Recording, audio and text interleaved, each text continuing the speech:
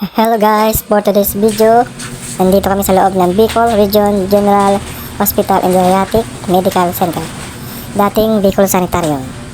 Ayan guys, nandito yung nako si Sanji, dito sa kantin sa loob ng hospital. Nanganak na yung asawa ko na si Marquis Mapasa, lalaki yung anak namin, pangalawa. Bantay si Ate Rachel doon sa loob, palitan lang kami guys pag may kailangan. At hindi maiwan itong panganay ko na si Sanji. Ayan guys, oh. Saya-saya niya kasi may kapatid na siya. Dito kami guys natutulog sa labas ng OPD at patient department. Yan guys, nanood siya na download sa YouTube. Ang lamig dito guys, at kami-kami lang, mga kapwa ko bantay na malalayo. Yan, ang mahal guys, nairaos mo yung pangas ng asawa mo, kasarili mo yung pagbisikat at hindi mo laging inaasa. Yan guys, dito kami nakaiga, jacket lang. Yan, madilim pero safe yan guys kasi may guard. Yan, ilaw naman yan pero hindi namin yung buksan para madali kayo makatulog. Yan, mga kapakoyin guys, mga bantay din. Yung iba dyan magpapacheck up, mga malayong lugar pa ng galingan.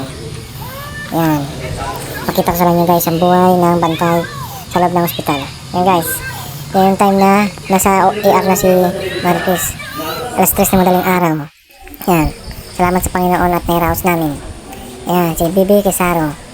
You know, I love you nak, mahal na mahal ka namin. Yan, Kuya Sanji sa labas ng OPD.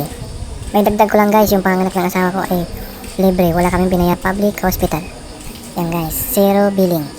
Salamat sa malasakit at sa PhilHealth namin. Sarap sa pakiramdam ng nairaos talaga.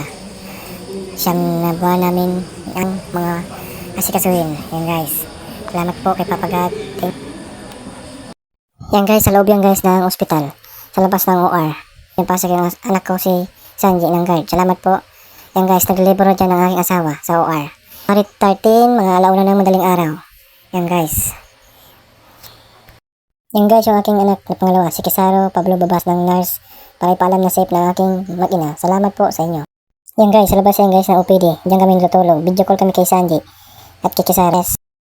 Ang aking asawa at si Kuya Sanji at Kuya Kisaro. Please like and share and subscribe. Oh yes!